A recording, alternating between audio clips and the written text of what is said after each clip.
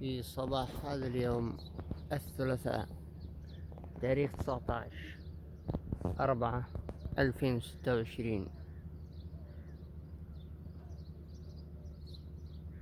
أصبحنا وأصبح الملك لله، لا إله إلا الله وحده ربي لا شريك له، له الملك وله الحمد وهو على كل شيء قدير.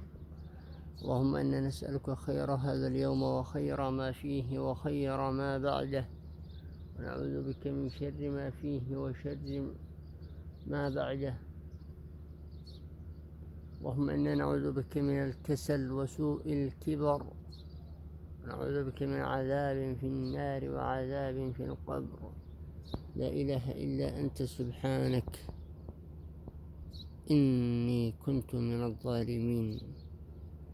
أصبحنا على فطرة الإسلام وعلى كلمة الإخلاص وعلى دين نبينا محمد صلى الله عليه وسلم.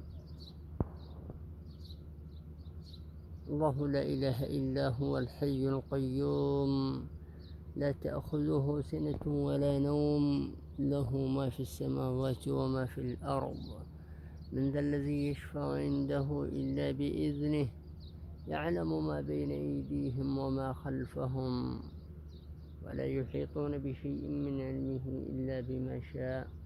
وسع كرسيه السماوات والأرض ولا يؤوده حفظهما وهو العلي العظيم. لا يحلو كل صباح إلا بذكر الله، فابدأ يومك بذكر الله يصفو لك اليوم كاملا.